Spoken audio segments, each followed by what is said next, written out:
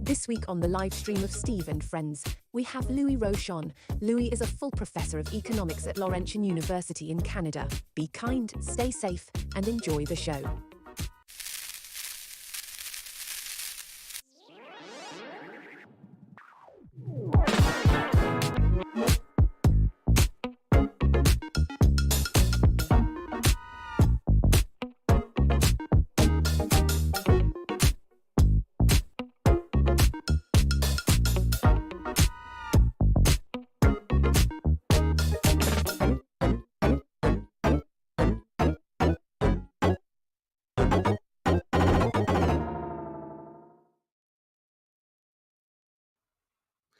Welcome back to Steve and Friends. I'm Keane. As usual, we are having some slight technical difficulties with the show. We have Professor Rochon in the background, sort of. We're going to try to sort out those technical issues shortly.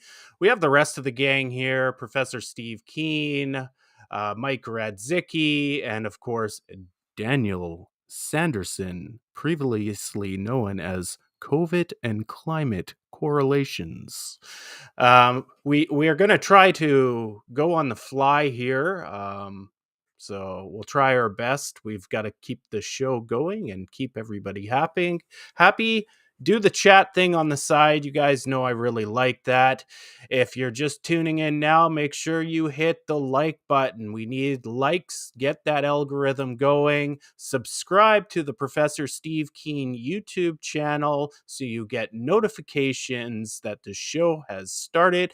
If you're watching on Twitter, please retweet and like there. Then come over here. Do the chat thing. We really, really like that. I'm going to bring on Professor Steve Keane first. Steve. Hi. How you doing? Actually, I got myself all ready for a nice old session with Louis-Philippe Rochon. We can't get him online. Hang on, I'll turn around the other side. There we go. So, and that's actually reverses, I can see on the image. That better? Okay. But there you go. We were talking about having a drink to enjoy company earlier before we were getting together, because Louis-Philippe and I have known each other for going on 30 years. There's going to be a good drink with a mate. And I mentioned, you may have seen some of the chats, John Hearn, who's a standard neoclassical economist. Lovely bloke. We really like him. I have had a couple of drinks with John, and he's good value. But as I said, after John, you need a couple of stiff drinks afterwards because you get so much neoclassical crap coming in your ears. You need to sort of get the shock out of the way afterwards. I might need this for therapy if we can't actually get old Peter to come and talk to us. So, actually, speaking of John, I've pondered, what spectrum do we go to with guests? And there are probably, and John's one of them, where we could have a civil debate and still be friends afterwards. Yeah. I actually I've talked to John numerous times, and he's a really nice guy. He's a nice bloke. Yeah, I mean, he's a really, really nice guy. Yeah, I think we often, when we have differing opinions, we have to remember we're all human beings. We have a family at home. We pay bills. We have all the same struggles. And I think there's always a way to come together, have a fruitful debate, and kind of move forward. Speaking of fruitfulness, let's bring on Daniel Sanderson. That came out wrong. Fruitfulness. The fruit of the... Obviously, a double entendre there. He just... Oh, God. So he cracks it up. He's laughing at his own joke. So I want to tell you guys what I was... No, you can't even get the joke out. It's all in the delivery. Guys, I want to share a little story, an anecdote here right off the bat, right? So who likes cooking in this group? I used to, but I don't cook anymore. I used to love cooking, but I haven't cooked for years now. Okay. Do you guys like eating cheese? Like what? Cheese. Cheese, yes, yeah. Sure. Have you made your own cheese?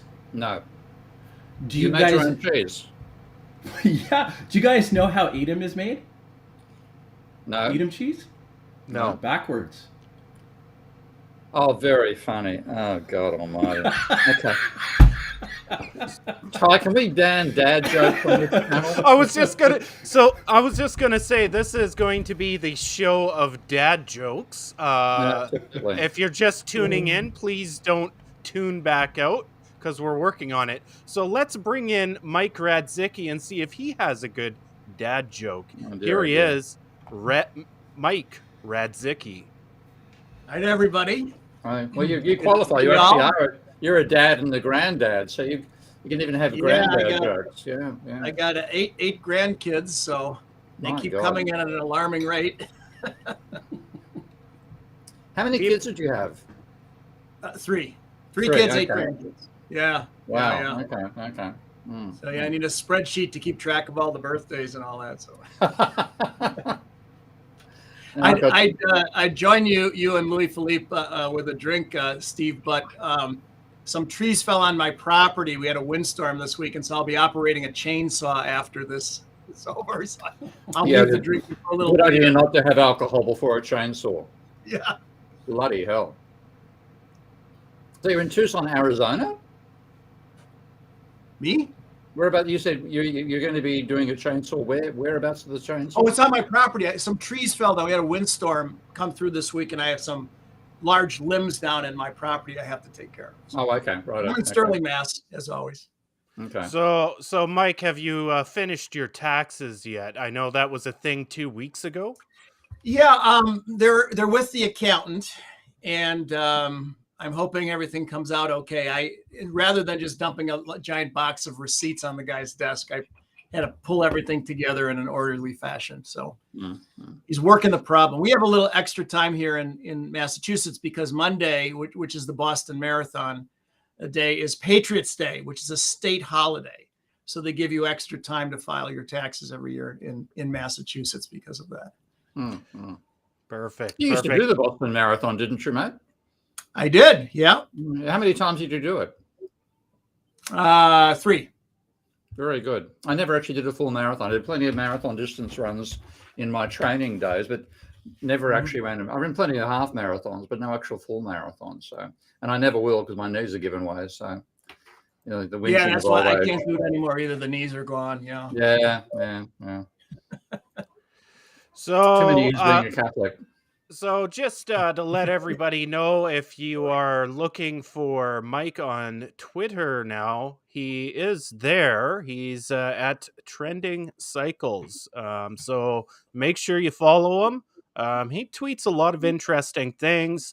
I think I saw something about some Kolesky equations this morning, which I was going to comment on, but I was busy preparing for the show.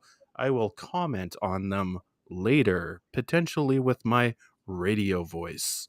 We're going to bring on our guest, Professor Rochon. Hello, can you all hear me? We can hear you.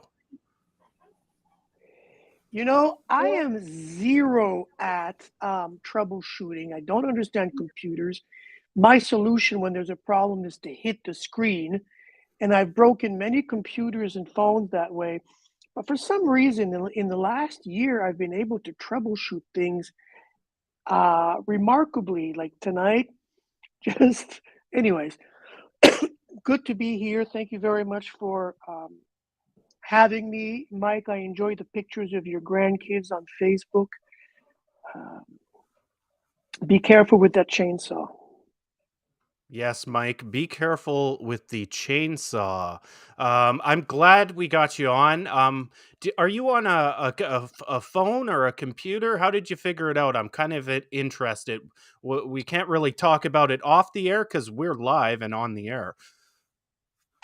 I'm on my computer, and you guys, Chrome wasn't allowing me to do it. You guys, your system is not supported by Firefox, and you told me to download Edge, and I did, and even that for me is a little bit scary, but I was able to download Edge and connect, and everything seems fine. Very nice. So I usually start, we're going to get the whole gang on here and kind of group chat.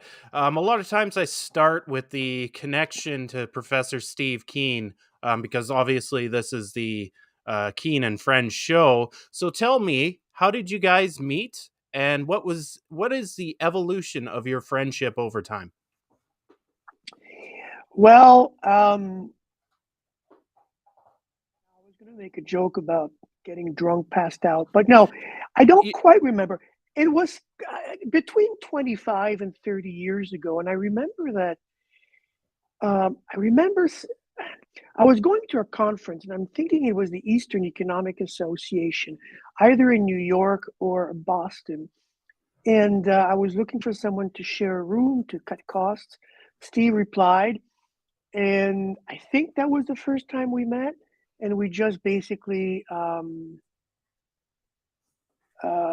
shared a room. And that was the first time we met. And over the years, we've remained close, and we've attended the same conferences. And he came to Dijon, which is where I used to organize conferences, these big post-Keynesian conferences.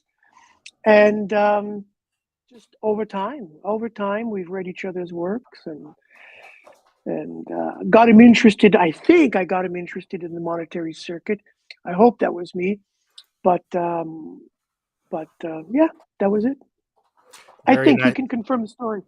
Oh, we're gonna get him to confirm the story here in a second. And just so you know, all things are a go here on the show. If you need to tell a drunken story, please do. I enjoy those.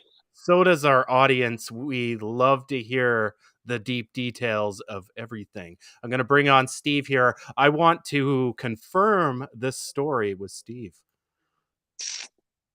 Well, I can confirm I've got a better memory than LP. He's right about was sharing a room, dead right. It was the Eastons. It was in Washington, not in Boston.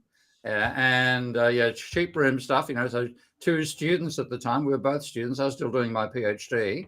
I think it was 98, maybe 97. My first overseas trip actually as an economist was 96 to the History of Political Economy conference in Duke University in where is Duke? That's in the south of Chicago.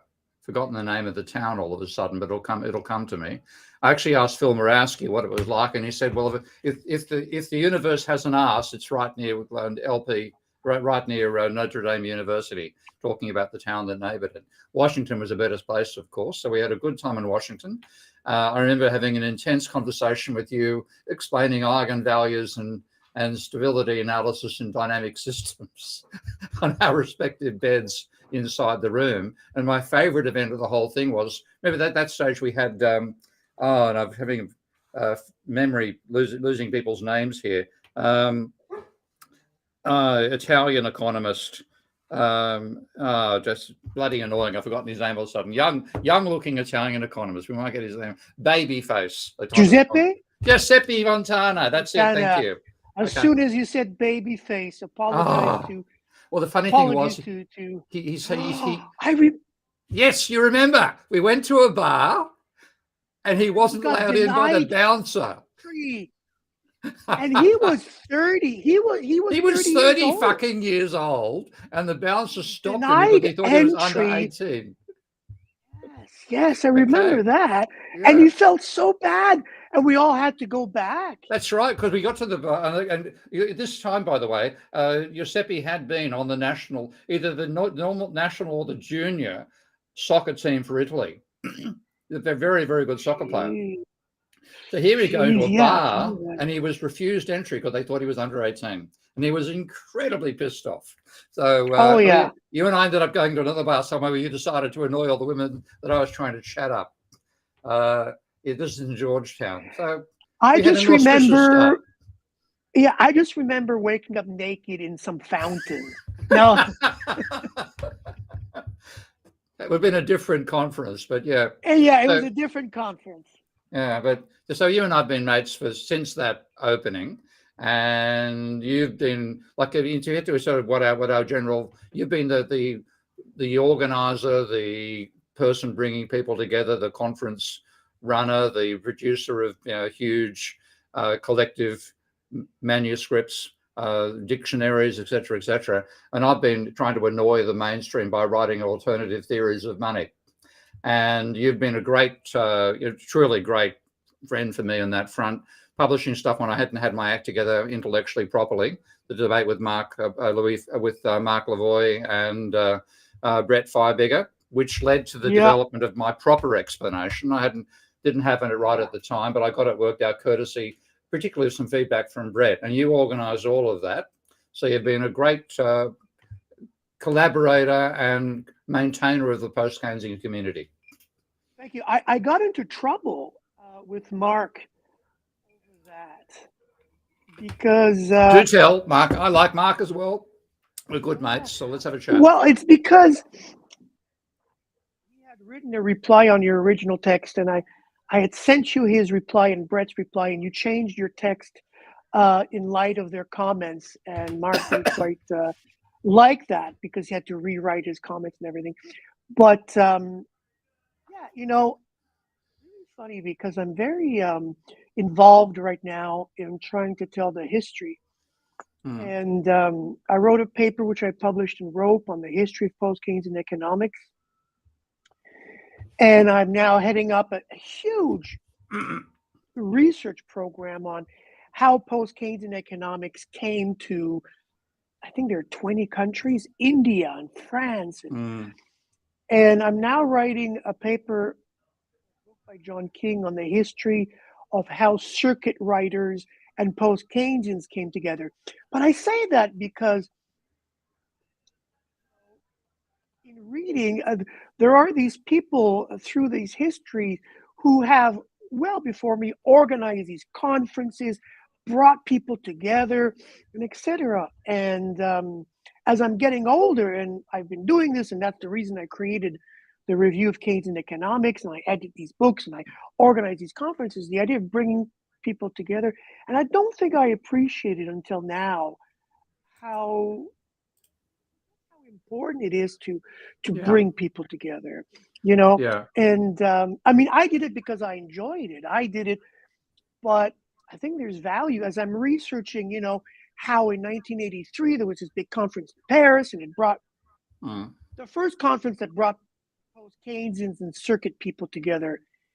And, you know, I have an appreciation a little bit more of that role that I took on.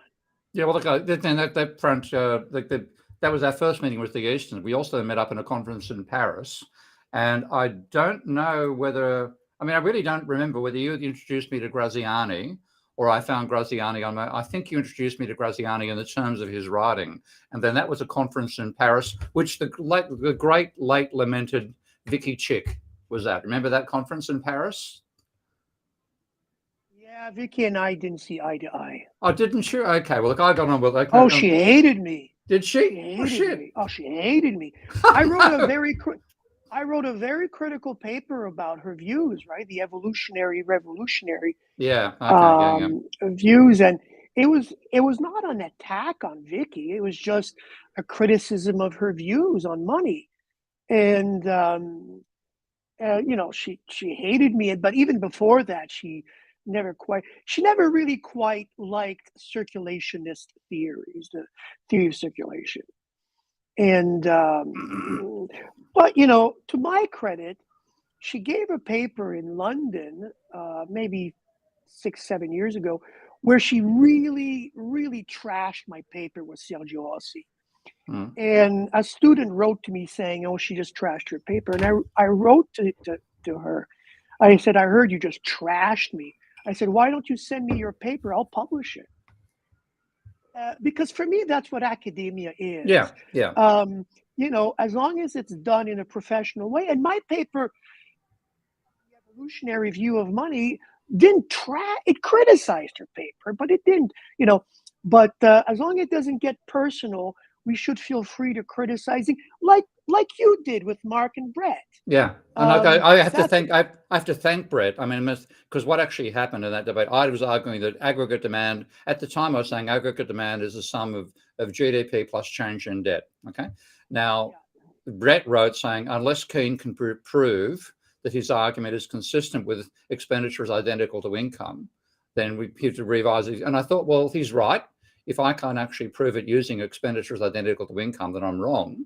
But I know I'm right, so I'll try to prove it using expenditures equal to income. And I came up with this idea of what I call a Moore table. And you know who I'm talking about by calling it a Moore table, Basil Moore, another person who's a bit combination of you and me in some ways. He did original research in credit money, and he also brought people together. and with you know, you and I've created some enemies over the time, but I don't think I know anybody who didn't like Basil. Just a great, wonderful think, human being.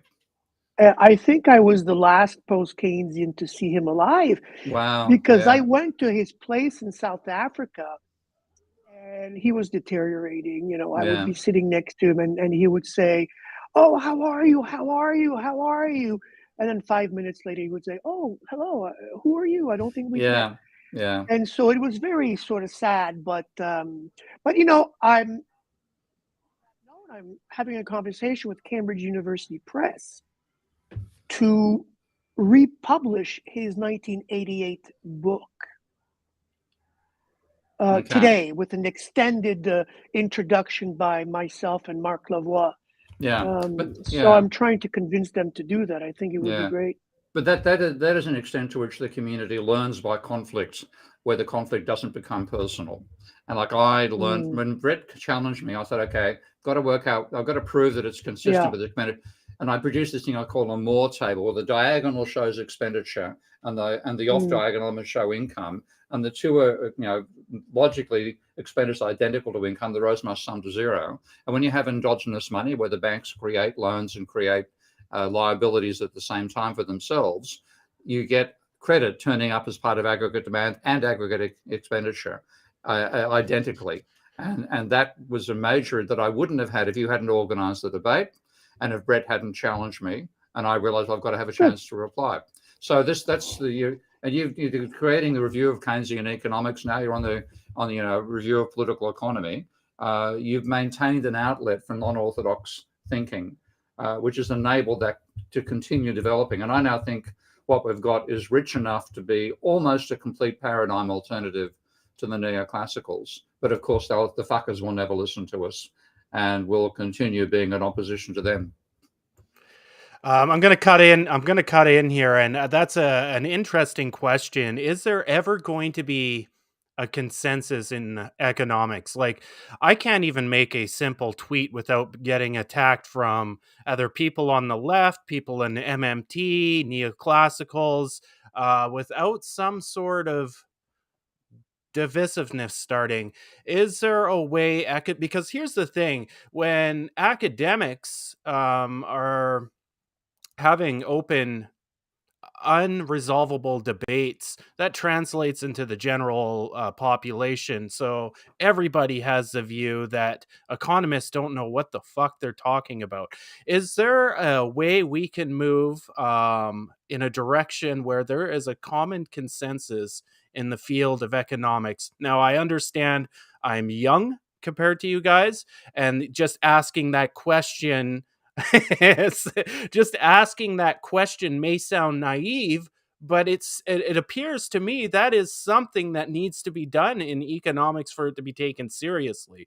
I'll get a response from Professor Rochon. I'm going to bring on Mike Radzicki too, because I think he would have some important insights as well. Professor Rochon, what do you think about that? Well, it depends on what you mean by the profession or consensus. Do you mean consensus amongst post-Keynesians or amongst heterodox? Because I think that with the mainstream, forget it.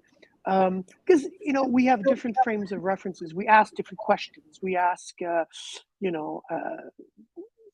look at different issues and different data and but amongst heterodox, I think that one of the elements that impedes this consensus is ego.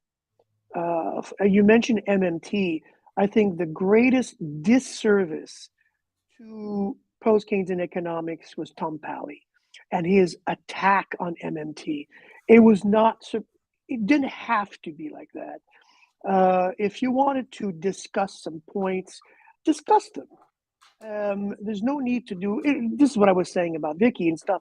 You don't need to go and get into the personal, but I think that, if we stay, we're always going to disagree on the details, but I think that we largely agree on the general statements. We all agree on endogenous money. We all disagree on what that means and how money is endogenous and all that. But we agree largely on the endogeneity of money. And I think that says a lot, and I think that leads into some sort of policy about that. But, it is difficult because I think that we're all sort of interested in things that we want to look at. And some of us get bogged down into, attacking others because of some details. So that's my 2 cents. Right, and I was more specifically speaking in a heterodox manner. I feel there's Yeah. there's no hope for the mainstream now. I'll have to say I'm an armchair economist, but I think I've studied Steve Keane pretty well. 5 years now, and so I kind of have that viewpoint on the mainstream and their ability to offer any good insights moving forward into the future. So yeah, definitely from a post-Keynesian perspective, I was speaking, and I have witnessed. Now I'm not in academia. I have witnessed divisions on that side that bother me at times, and I'm going to ask Mike the same question. I don't know if you were with us, Mike. Were you listening to my question? And if you were, what kind of insights can you give? Yeah, I was listening. Hi to my good friend Louis-Philippe. Good to see you. After a while, I think the last time we were together was Grenoble in 2015, and I'm amazed, kind of as Steve is saying, that Louis-Philippe is unbelievable. He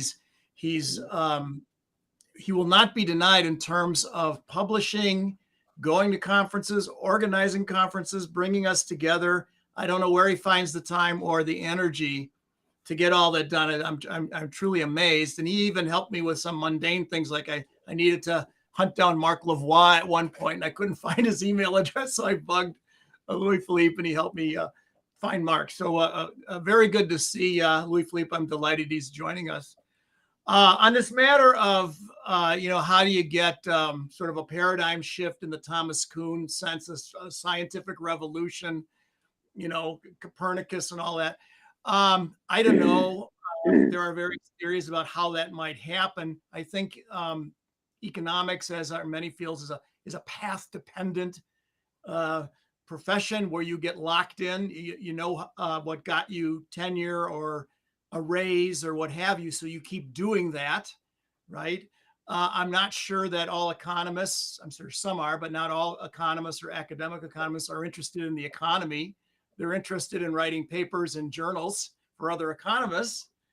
So, the answer might be to sort of bypass those folks and go to the business community, the educated citizenry, and what have you, and talk to them. But if it was Max Planck, the physicist, said, science advances funeral by funeral. The senior people control the journals. They control what's regarded as a legitimate problem to study, the appropriate techniques to use. And if they, have their mindset, what are you going to do about it? And they're not likely to turn the keys of the car, the journal editorship, let's say, over to somebody who is not a miniature version of them. So, maybe we bypass them is all I got, I guess. Right. So I'll ask Steve. I already know what Steve's opinion is on the mainstream, but I'll ask him, is there a way to move forward where there is some cohesion on the post-Keynesian or heterodox side? Steve, go ahead on that. Okay. Look, I think in that sense, Mike's specialty is the potential unifying force for post-Keynesian economic, which is system dynamics. Because you have to put it in dynamic terms. You have to be talking about stock flow consistent models. And of course, as part of that, the stock flow consistency, which is a major part of post-Keynesian thought, is endogenous money. By the way, Louis, LP, what I prefer calling it these days is bank originated money and debt. First of all, it has a great acronym, BOMBed. Okay. Secondly, nobody outside ourselves know what the fuck we mean by endogenous money. If you say bank originated money and debt, or bombed, and use what does BOMB stand for, you're instantly communicating to participants what the actual meaning is. So that's why I prefer to call it as bombed, not endogenous money. But yeah, I think that, yes, I think there's a good chance for us to come together. And that's one reason I developed Minsky, because we need, I think system dynamics is fundamentally what we say in post-Keynesian economics is the structure of the economy determines its behavior far more so than the IQ and behavior of the individuals inside it. We have a structure that generates the behavior of the structure with largely, herd behavior type determined responses by the individuals inside it. I think of Leanne Usher's work here on zero intelligence traders and how that worked, which is also comparable to the. By the way, we must have Leanne on here. By the way, Ty, Leanne Usher, put her down as one USSHER. Somebody else we deserve to have on this particular program. But the system dynamics is a unifying methodology. I think that's the foundation of what post-Keynesian economics could be. And the hard part is getting post-Keynesians to use it, largely because they're still stuck in using fucking difference equations for their foundations rather than differential, which, as you and I know, is the foundation of system dynamics. And if we can get them over that particular minor hump, relatively, rather than like a huge paradigm shift, I think we can actually bring about a unification of post-Keynesian economics. I'm going to let Professor Rochon have the final thought. I do believe Steve is swearing a little more in this episode. That's okay. I like it. Professor Rochon, I'm going to attempt to unmute you and give you the final thought on this question. Go ahead. Well, I think that, like I think there's a lot more that unites various strands of heterodox economics, Kalekians, or Steindelians, or even fundamentalists, feminists, ecologists. I think there's a lot that unites us. I'm not sure about what Steve said about system dynamics. I'm not an expert. But and I'm not sure if I like the bank generated money term, because even in the money multiplier model, banks are generating money. So, I mean, we may not, we may argue about the causality and all that and reject the model, but, even in that model, banks are lending and it's creating deposits. And so, although the causality is reversed, but anyways, that's just a little pet peeve. No, go illuminate that a little more so I understand. I think it almost. Well, I think you guys actually agree, maybe just not on the terminology. yeah, no, I mean, yeah. We agree 100% about rejecting the money multiplier model. We agree 100% on endogenous money. I'm not a big fan of generated monies. Is that what you called it, instead of endogenous money? Bank originated money and debt, right, Steve? Yeah.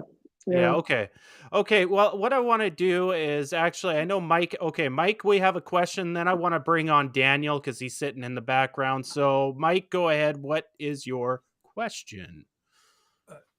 Well, it's not really a question. I just have a little story I'd like to tell that might add some value to what we've been discussing here.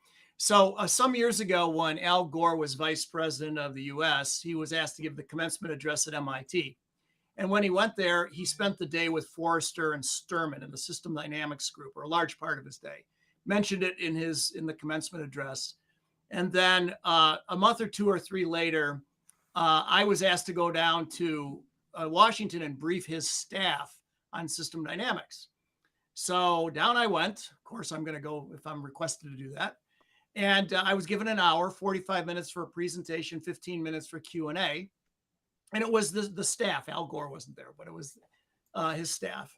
And I pulled out all my best gee whiz stuff, right? And now we get to Q&A. And at that point, I'm feeling pretty good. I was hitting all the sweet spots, right? And the head staffer says, well, professor, we could have any one of 1,000 consultants or professors come here to the White House and tell us about their technique, and you use feedback loops and whatever. But, somebody else is going to tell us about their tool and what have you. At this point, I am now wishing I could slither out of the room under the door unnoticed. I mean, I gave him my best stuff. But then he says, but there's one thing you said that I think is very important. I mentioned that one of the things system dynamics is useful for is getting experts and stakeholders to reach a consensus. And he said, my God, if system dynamics or whatever tool, but that's what I do, can do that. He said, that is so important. He says, what do we do at the White House? Something bad happens. And the president says, get the 10 foremost experts in the world on that thing in here and have them tell us what to do. And he says they can never agree on what the hell to do. And he ticked off, at the time, there was a blue ribbon task force on saving Social Security. He goes, they gave us 3 different solutions. And at the time it was global. He says the global warming people can't even agree there is global warming, and they're all experts. So he said, if you can do that. So what we find in system dynamics is when you get people who know a lot about something together, but they disagree, and you start mapping out what they know, 90% of what they all know, they agree on. And Louis-Philippe was just mentioning a couple of things, right? And you can identify the 10% where we disagree. That either requires more research because it's just 2 people who think they know. Now we got to do more investigation. Or, you know what? Let's run the model 2 different ways, your way and my way. A lot of times it doesn't matter. It's like we're really beating each other up over nothing. On the other hand, it could be a very important area and it will require more investigation, but we can all agree on this other stuff. Let's not worry about the other stuff. Right. I'm going to bring on Daniel Sanderson now. He's been sitting in the background for a half an hour. Dan, how are you doing? Wonderful, wonderful, wonderful. Your sound is actually quite terrible right now. It sounds like you got a fan going. Oh, I do.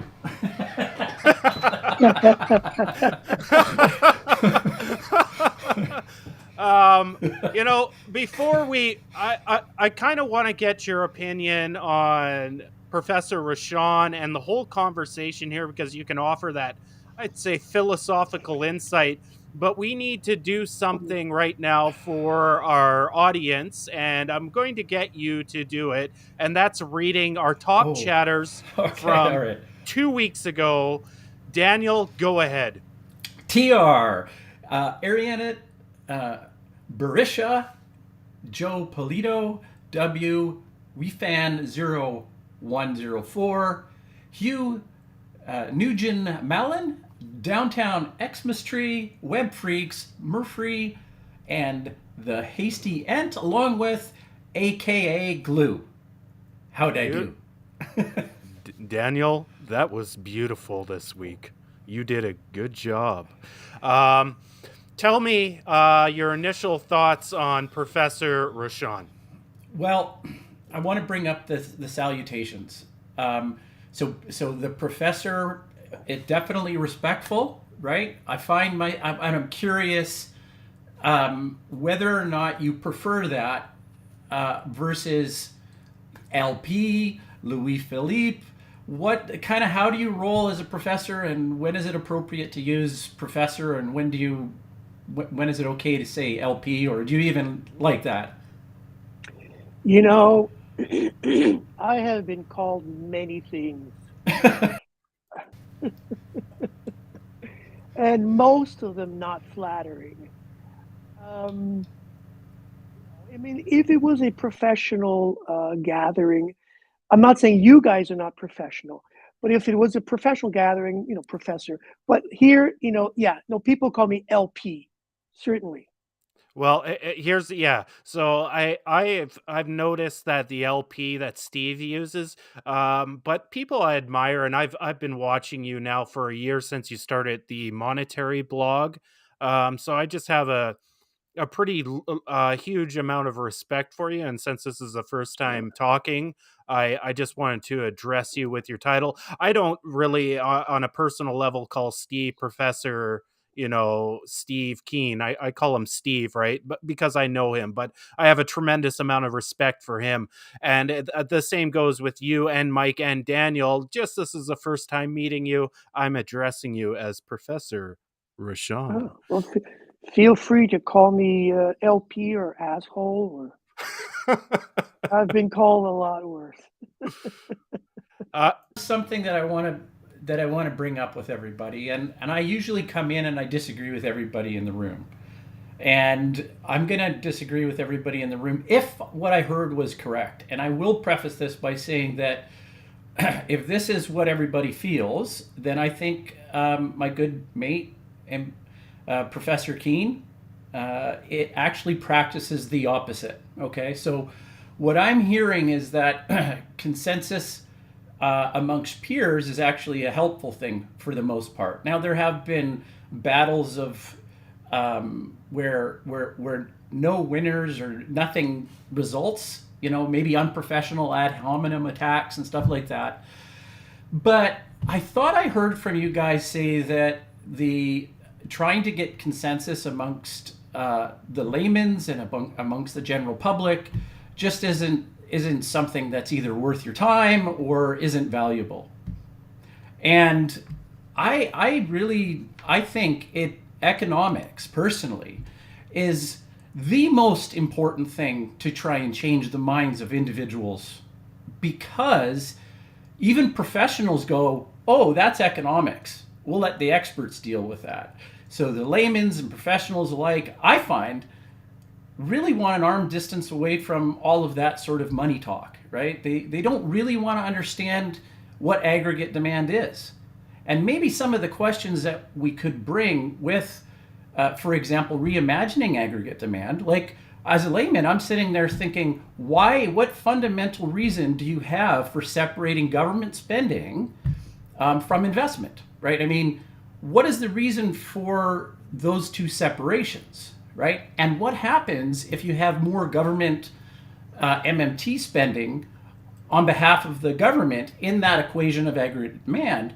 What then happens to the equations or the results, or what does it look like? I'm going to challenge you actually down on one point. What Louis-Philippe Rochon and I agree with them is we want to actually communicate with the public. We've given up on talking to neoclassical economists. No fucking point. Or no point. I want to make it possible to reproduce that particular statement. They're not going to listen. They've got an ideology which is wrapped up in a paradigm, and they will never listen. We actually want to communicate with ourselves to refine our message, and with the public to get the view passed and say, don't bother listening to those mainstream bastards. So there is a huge focus on us getting stuff out to the public. And that's why I'm really glad that the LP has started the Monetary Board, which is another little message like we've got here, communicating to the general public and not even bothering to listen to the neoclassical economists. And I'll finish with one little point here, and this is something which reflects the hairdos and the age lines of the people on this conversation. We have been fighting this crap for 50 years. We haven't won. It'll take another generation after us to get through this nonsense. And that's the disappointing thing about all this time. We've got logic and correct analysis on our side, and the mainstream is still doing their own damn thing. And as Mike who said, economic advance is one funeral at a time.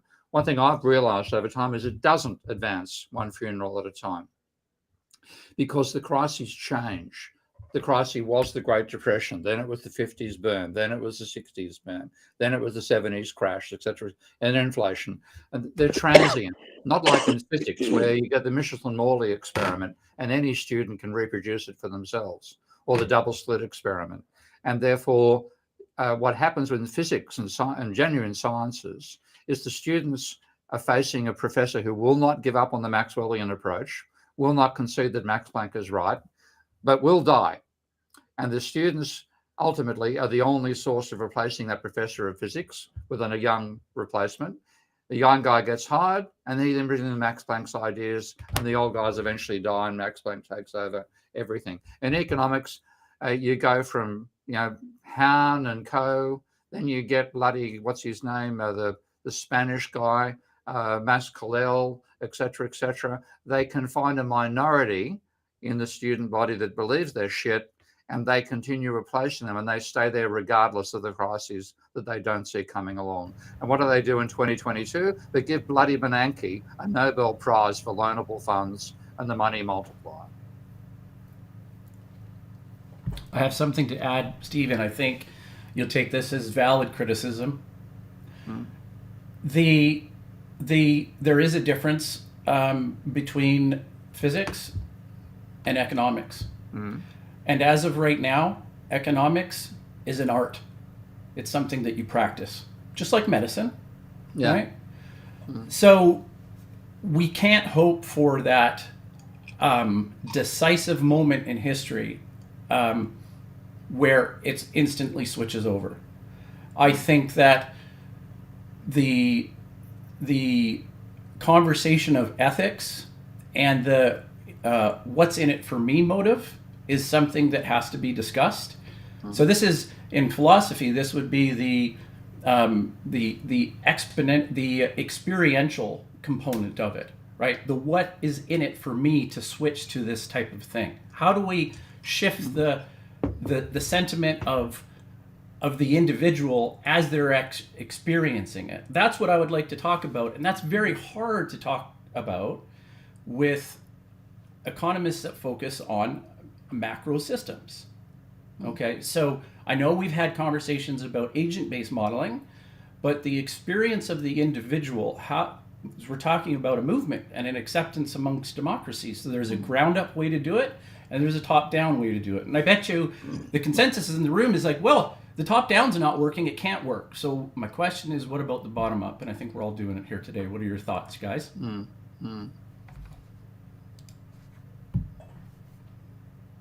LP, go ahead. Yeah. I was just unmuted. Before I answer, I want to go back to something Steve said. I think he's right about Bernanke. It's not even worth talking about.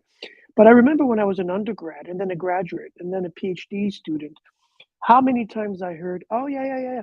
The demise of neoclassical theory is just around the corner. And they've persisted. And I think that's the strength of neoclassical economics, apart from all the power and the money and all of that. But they are able to sort of, add things to it. And the worst thing is, if I were a neoclassical economist, I would be embarrassed. I would be embarrassed to be defending these ideas. And for the record, my intro to macro has nothing neoclassical about it. I just teach straight up post-Keynesian stuff starting in first year, because I think I'm doing a disservice by teaching supply and demand and profit maximization and all that. And I'm hoping that other people do that. We just got to stop teaching neoclassical economics. Second, yeah, I think we have to take Steve is right. We got to go straight to the people. I think we got to take a page from MMT. That's what they did. And they were brilliant at it. Look, they must be doing something right when the governor of the Fed takes time out to comment on MMT. They don't comment on things that are irrelevant. That thing. And so, and this is what I said in my article in the Real World Economic Review, you got to give them props. Finally, I don't know what my final point was, but I did want to say that those two things. And I just want to mention something. I mean, maybe Steve can say something or Mike can say something about that, but the latest sort of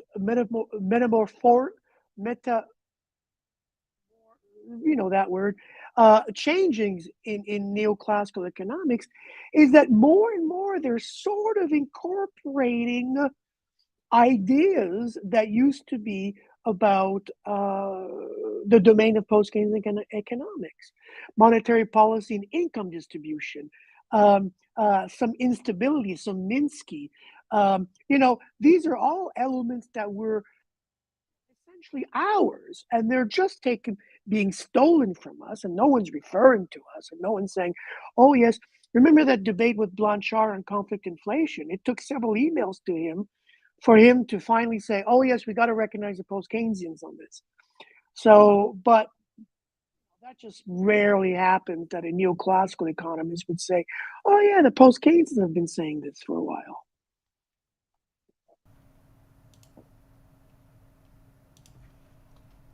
Daniel, you are hosting the show and you are doing other Failing things. miserably. I was trying to answer somebody on the YouTube chat. So I'm going to take it live and say which as reality. So I was talking to Ghost on a Half Shelf, and I responded to him because he said, he goes, the only incentive basically that we need to tell people about is that the alternative is like an extinction event, basically, right? And so I was only responding to Ghost on a half shelf. I said the average person doesn't take that claim as being real. They don't take that as they just refuse to believe that is not even believe or accept evidence or what. They're just not in that frame of mind of accepting that as a potential in the future, right? It's just not on their radar. So the only reason I'm not emphasizing that is that people tune that out, right? They tune that part out. Mike, where are you at right now? Did I change the flow of the conversation too much, or? I was going to mention, most of us probably know personally or know of an economist named Dave Colander, and he's known for a lot of things, but he writes a lot of textbooks. I think he's retired now, but he's, perhaps the most prolific economics textbook writer. And he would always say there's a 15% rule in the textbook racket, which is if you're going to write a textbook, you got to be different from the next guy's book or nobody is going to publish it, right? But you can't be too different. You can be up to 15% innovative or different, and 85% has to be the standard story or nobody will publish it, because the publishers are interested not in how should economics be properly taught, but how can I sell econ textbooks to the masses? And they won't know, professors across the country, around the world, won't adopt a textbook if they don't understand it. So, as long as 85% of it is what they already know, they don't have to revise their notes very much and whatever. Hey, Mike. So again, it's a very practical reason, but again, why is it not changing? It's stuff like that. Hey, Mike, let me bring in Steve here. Steve, were you going to say something about Colander? Colander's a decent human being, and a neoclassical is actually open to alternative views. That makes him very, very rare. So he and I corresponded quite a bit in the early 2000s. And I actually spoke at there was one of the AEA meetings, they take place in January of every year. And I made one of them, and it was actually I think it was the 50th anniversary of Rational Expectations. That was the actual conference presentation. And he was on the panel. And I've never seen any human being intimidated as heavily as I saw David get intimidated by the Rational Expectations fans. And I've forgotten the particular leading personality involved. I'll think of his name at some point. But it was somebody like Lucas. And you just see David humanly shrink from the intimidation he was facing. It was almost like, if you see a dominant gorilla tell a minor gorilla to get the hell out of my hair, and it was literally that sort of behavior, and he sort of shrank and walked away. So Dave is actually doing a great job in trying to bring progressive views in, but the textbook and the constraints of the discipline stop that actually happening. LP, over to you. Yeah, I just want to mention two things. First of all, about Colander. He did post-Keynesians a big disservice with that article that he co-wrote with Rick Holt a while ago. So that, I've got a question mark about Colander. Yeah. Well, the second, about, go to Mike's argument about textbooks. When Samuelson wrote his textbook in 47, was it? He didn't say, 15%. He just wrote the textbook and said, this is it. And I think that today we are very lucky to have, at least with Elgar, a publisher willing to do just that. And I know that Randy has written a textbook. I've looked at it. It's actually pretty decent textbook. I've written a textbook with Rossi, an edited version.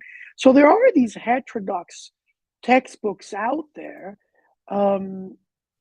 But I do understand about, I know that when Marc Lavoie wrote his textbook with Mario, the first version was rejected because it was, more than 15%. So it is a struggle, but I say bypass those publishers, Let's go straight to the publishers that are friendly to us and willing to publish textbooks. The thing is, apart from Ray, I don't think there's any heterodox economist that has taken the time to write, the equivalent of a Samuelson for post-Keynesian economics, to my knowledge. But I think it's worth it. I think so we're getting to the final, few minutes of the first hour.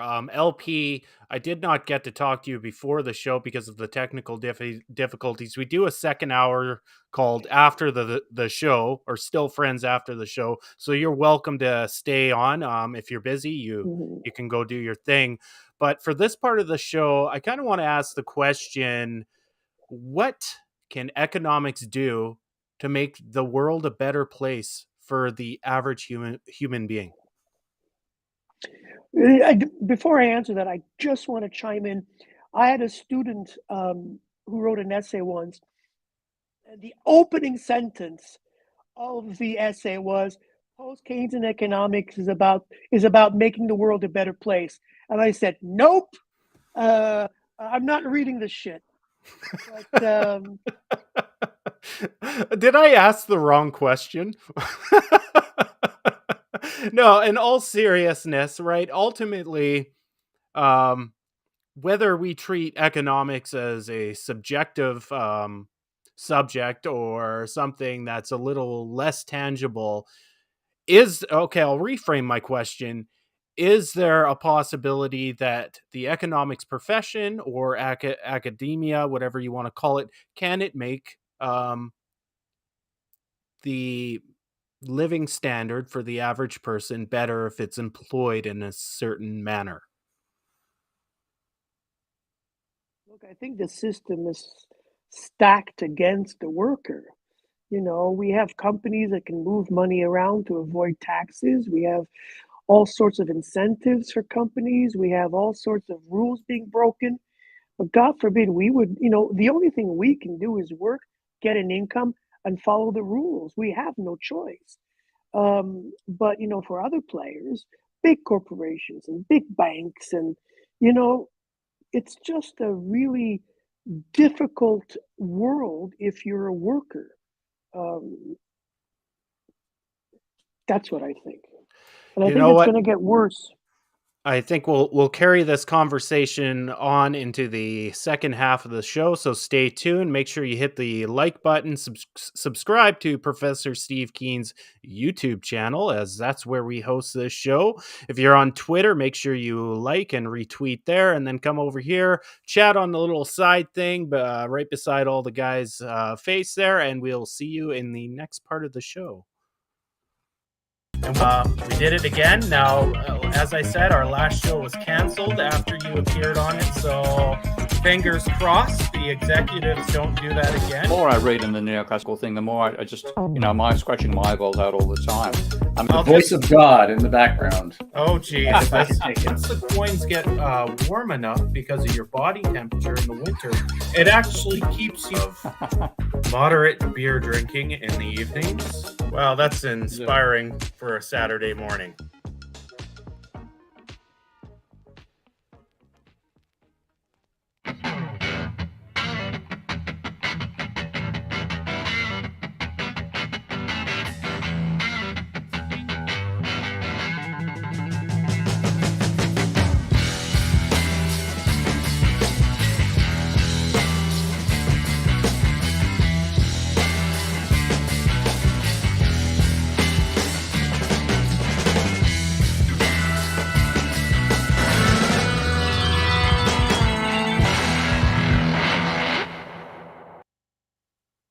So I'm going to start this part of the show with Steve, because for one, I want him to kind of carry on with that question. can economics make it better for the average person? Because you know what? How are you going to really attract people into, if economics even matters, if it's not even doing anything for them? And as an average person, that's an important question for me. But I want to put Steve on the spot because I have not got him to do it yet. I'm going to unmute you, Steve. Because I know you're drinking a little bit of that Jack Daniels. Um, I'm going to get you to read the top chatters from 2 weeks ago, as last week we were off and we did a little clip show. Here's the list. Steve Keane is going to read it officially now. Okay, we have TR, Arianit Berisha, Joe Polito, Wafan 0104, Huge, and I want to know what's actually huge there in you and Malin, Downtown Xmas Tree, Web Freaks, Murphy, The Hasty Ant, and Akla Glue. Now that one, when I was making that list, I decided it would just be AKA glue. But Steve, no, you there did. you go. I got the glue bit. Yeah. You did really well compared to Dan's first time, and I know Dan's just swearing at me in the background. You did a lot better than him, and I think even better than Mike. And Mike might be swearing at me in the background. I once went to a Kingston University degree conferring time, and I was actually asked to read the names out. And like in any European or English university in particular, you get a lot of people from different cultures. And I basically just went with, what do the words feel like? And I was reading African names and Asian names and Eastern European names and the Zakistan names and so on. And I had the vice chancellor was in awe of how many managed to pull it off. I just went with the feel of the words, and that seemed to work. Right. So I'll go to the question now. Is there a way to use economics to make the world a better place for the average citizen? Because at first appearance, it does not appear that is working right now outside of the rich and elite. Your thoughts? Look, I actually, in debunking economics, when I first wrote it, and I've emphasized it in the subsequent edition, and it'll be in the next one as well, I literally wrote that if the entire economics discipline, including me, committed harakiri, the world would be a better place. Because the theories economists have developed are mythical. They're as relevant to the real world as the Ptolemaic view of the solar system is the actual structure of the universe. And we have therefore fucked up capitalism even more than it is fucked up by its own nature. So we have a whole theory of finance, which says you don't need to worry about the financial sector because, Modigliani Miller says that, gearing doesn't matter. Well, bullshit. Okay. You look at the empirical data, it's deadly. And what that's meant is it encouraged the growth of the financial sector, the financialization we've seen of our economy over the last 40 years. Economics enabled that. So we got rid of the whole damn thing and said, let's just let it suck it and see. We'd be in a better place than where we are now. So I'll ask the same question to Mike. Can we use economics to make it better for the average person in society? Mike. Well, we certainly can. We certainly should. It's the details or the conundrum is how do you pull it off where people in authority will listen, politicians or what have you. I think when you treat economic systems as systems, complex dynamic feedback systems, you find commonly that the solutions that tend to work are quite counterintuitive. And also where you intervene is counterintuitive. And so anybody who is a shallow, simplistic thinker isn't going to believe it, right? You'll get pushback or you're going to be ignored. So, we have to produce materials using this perspective, I believe, that represent economics as it should be. Microeconomics, how can you get a bachelor's, a master's, and a PhD in economics and have studied the theory of the firm, but have no idea what a balance sheet and an income statement are? That's crazy, right? So, we can do that. In system dynamics, our models, our firm sectors have balance sheets and income statements, and the sectors hire people, let them go, borrow money, all the stuff that managers do. And they have behavioral economic relationships where you're bounded rational and you're biased and what have you. So we need to have those materials prepared in an orderly fashion, then how do you get them out to the world? As soon as you're giving people Greek letters and integral signs, forget about it. We think we got to use games. You make these crazy models into understandable, engaging, fun games. Let them try to run the economy or the airline industry or a company or a city or whatever. And let's say how they can do. And let's see what their intuition says they should be doing. And let's let the machine mercilessly trace through their assumptions, right? Through this complex network of feedback loops and whatever. And they'll discover on their own without being told that there's policy resistance and that the leverage points where you can influence the system are not here, they're there, and what have you. We're trying to pull that off, but we need to train people to help us. And then I think, 1 goes to 2, 2 goes to 4, 4 goes to 8, and we have exponential growth. Right. So I'll ask Dan the same question. Dan's on kind of the same side as me. He's more of a philosopher and a very interesting man when he articulates his thoughts. Now, being on the other side of the coin, the average citizen like me, or maybe even an armchair economist, because we both are around Steve so much. Dan, what are your thoughts on can economics make it better for the average person? Absolutely. And I mean that from a philosophical standpoint. Now, for anybody out there listening, they would know that that's a very Platonic ideal. Or the ideal is a very Platonic idea, right? And what I'm hearing, and my interest into economics, has taken me down through, I guess, a light reading of Marx and some of the history of economics, which I just love Steve for. I think Ty and I have actually said that this is one really interesting aspect of Steve, that he's almost a historian of economics, right? It's like academically, and I don't know the background of the other guests, but I do know from reading most of Steve's work that he's taken a real pride of understanding where these traditions of thought actually came from. And so my challenge to everybody in this room who may shy away from anything idea orientated, right? Ideal, is that started with some of the forefathers in economics. You had to take that leap to say, this is the way I envision a better world. And here's how we get there. And that's risky for you guys. But I think it's necessary. Well, Dan, inspirational as always, and I mean that. And it is, I think that was kind of what I was touching on earlier, with some of the divisiveness I've seen on one side of economics. I almost think, and I may be wrong because I'm not in the academic part, but there might be a fear to step out on the ledge. And I'm not saying that necessarily about Steve. That's certainly not the case with him.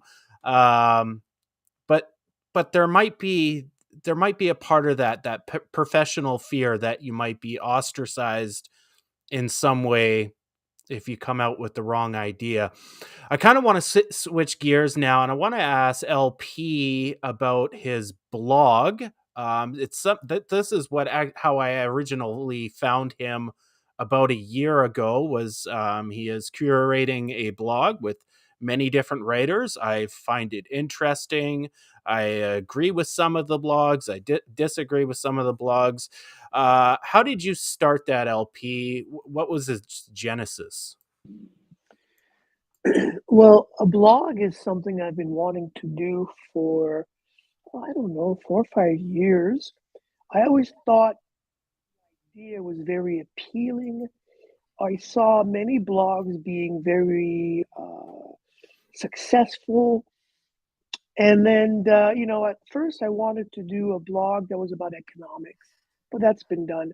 But it's only maybe in the last year or so that, maybe a year and a half, that I thought, oh, we should do a blog on monetary policy, because I don't think there is one.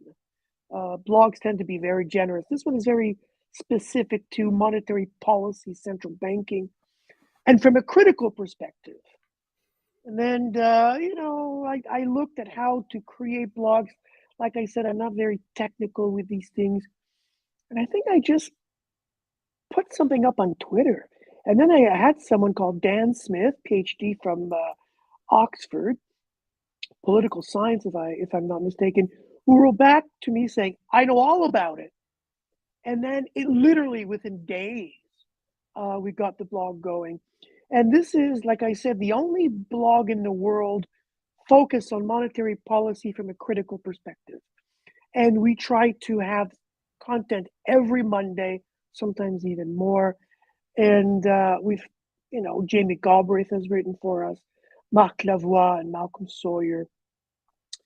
And it's been very successful. We've started in June 29th, 2022, and we've got 2,500 followers on Twitter. So it's going quite well, and we've got on close to 700 followers on Medium. So it's good, and I'm glad that people. And I'll let you know that amongst these followers on Twitter, we have about 50 people from central banks around the world. And I get emails from people from central banks saying, great blog, like you said, you don't agree with every one of them, but that's fine. The idea is to push the boundaries of thinking about monetary policy. Now we started doing webinars. Steve did one highly successful webinar with Ann Pettifer and Francis Coppola and Steve. It was really successful, really good. And we're just going to keep doing what we're doing and hopefully slowly grow it over time. What is your interest in specifically monetary policy? And I ask this question because in economics, that's one of my favorite topics, right? Because it's how money is created, or at least that one tier, the reserve system. What draws you to the topic of monetary policy? I think it's just from my own personal history. I was a student of Marc Lavoie in the mid 1980s, and he's a specialist on monetary policy.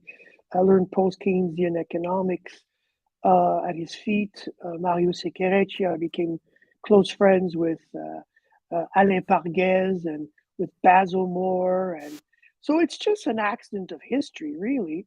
And funny enough, I found my undergraduate essay that I had done for Mark's class. And I'm reading it. I was reading it not too long ago, and I'm going, geez, this could have been written today, which could be good or bad. It could mean my ideas have not evolved in 40 years, or it could be that I've been consistent for 40 years. Take it the way you want it. But yeah, I think it's just, in French, we say, un accident de parcours. An accident of history. I was a student of Mark's and Mario's, my friendships with other people. Now, a serious question here. How do you say your first name? Is it Louis or Louis? It's actually Louis-Philippe. Yeah, that's what I thought. I was talking to my wife, right? So I've started a new way to do our intros, which I've hired an AI assistant to do them, so I don't have to sit and edit my voice. And it came up with Louis, and I really like it. Louis-Philippe Rochon. I like it. Steve, what do you think about LP's blog and what he's doing? It's a great contribution to have there. I think probably one of the reasons that it's become so important is because the mainstream is so obviously wrong on this issue, and it's such stupid stuff, and yet it dominates the formation of human society because the obsession they have of believing, the government debt is really dangerous, and if we borrow from now, we're a burden on future generations and all this stuff. When you look at it from an accounting point of view, it's simply nonsense. The government is a money creator. It is not a money borrower. And that is an enormous weak point in mainstream economic thinking. and yet it's a weak point they insist on hanging on to, because the way I describe neoclassical economics in general, it's like a glass diamond. You hit it anywhere, it shatters. Okay, it's not a real diamond. But the easiest point to hit it on is the monetary theory, because it's so fundamentally wrong in accounting terms. Yeah, you use the diamond. I used a sweater.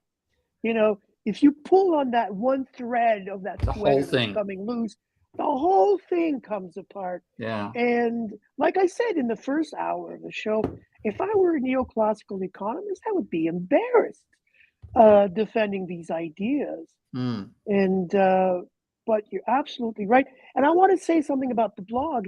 We're going to start, not sure how we're going to do it, but we're going to start the monetary blog for undergraduates. So these are going to be pieces, 1,000 words of key concepts in monetary endogenous money, interest rates, but explained to undergraduate students. So we're going to try to make it as simple as possible to explain complicated ideas, but in a simple way. Mike, what do you think about LP's blog? You may have not seen it yet, but what do you think about the whole undergrad aspect that he just added in there? I think it's outstanding.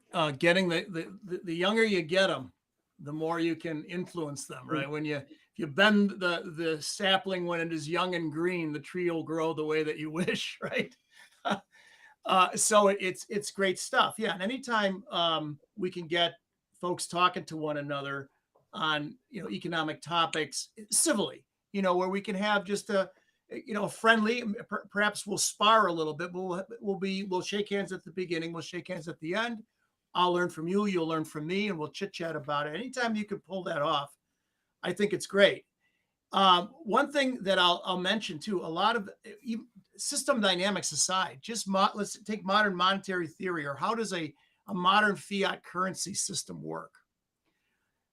That's not easy for people to understand.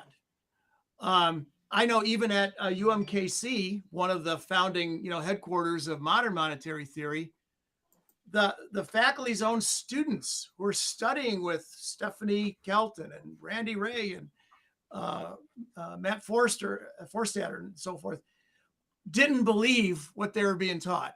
And they were predisposed to like their professors and whatever. So they came up with this Rue currency. I think I don't know if I mentioned this in the past. The mascot of the school is the kangaroo. So they call it the Rue.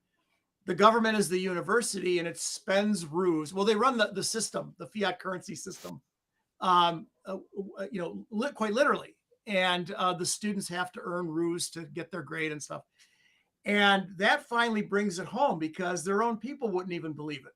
It was so hard to sort of conceptualize a fiat currency system. So it's hard. So that clever stuff like that shown to young folks is what we need to do. Let me pick up on something that Mike said, because I said earlier that I don't teach neoclassical stuff anymore in my intro or even intermediate classes. But there was a time that I did.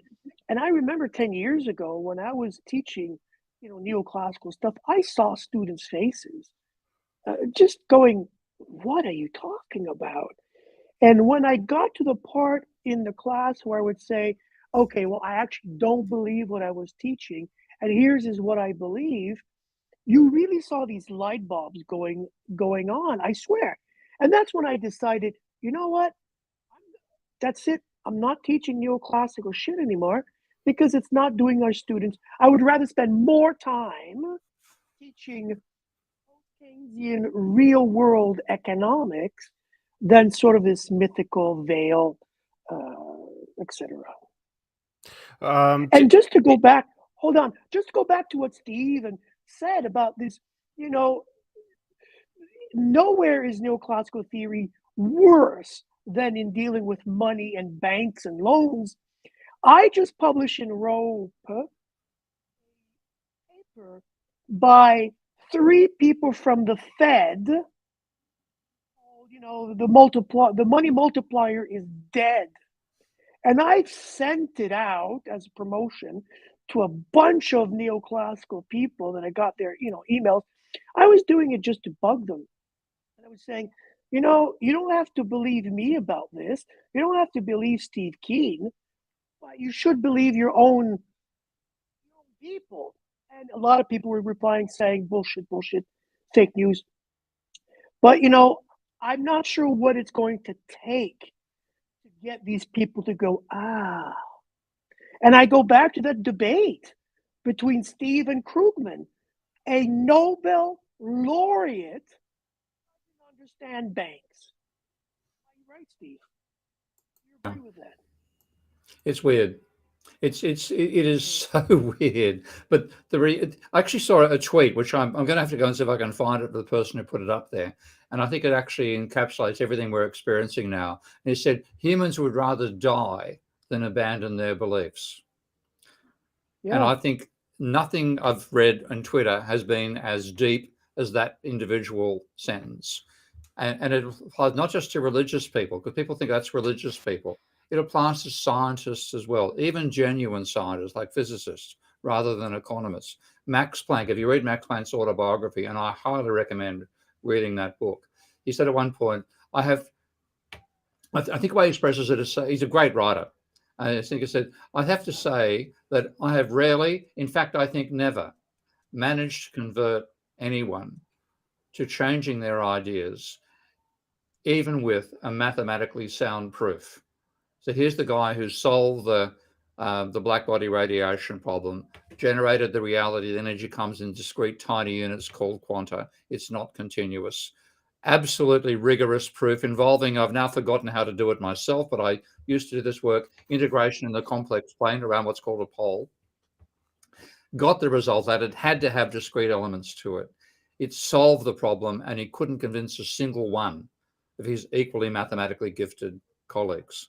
So humans' belief systems, and that applies to scientists as much as religious zealots, their belief systems are what define us as people. And if we have to abandon that belief, we go through an existential crisis, which is actually probably worse for most people than suicide. So the difference, and this is where the weirdness of you and me and Louis and Mike here, is that we are people who managed to break out of that.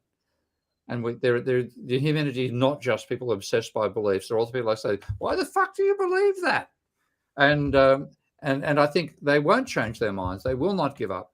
And I truly believe, and I hate to say this, but I will say it on this show, I truly believe capitalism will be destroyed by them, and they will still believe they were right about the nature of capitalism.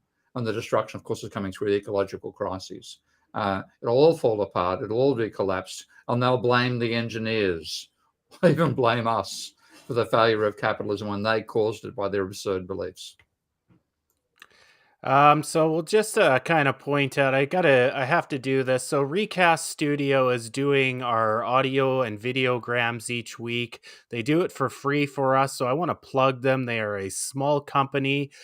They provide a free service, so if you want to use them in your own social media, they'll put a little watermark on there, or you can pay, I think it's like $5, and you can have all the unlimited features. I just want to plug them because they've allowed me to use their stuff for free, and they're a small company, not a big corporation. So check them out. It's Recast Studio, and their website name is recast.studio. Daniel, I want to bring you back on because you haven't had a lot of time to talk, and you're an integral part of this show in the background a lot of the times. I want to ask you, how are you doing this week? Oh, you saved the best for last, I suppose. You asked that again. I want to first of all say that I really enjoyed what Louis-Philippe was explaining about his blog and the importance of his blog. It was very well articulated and tantalizing.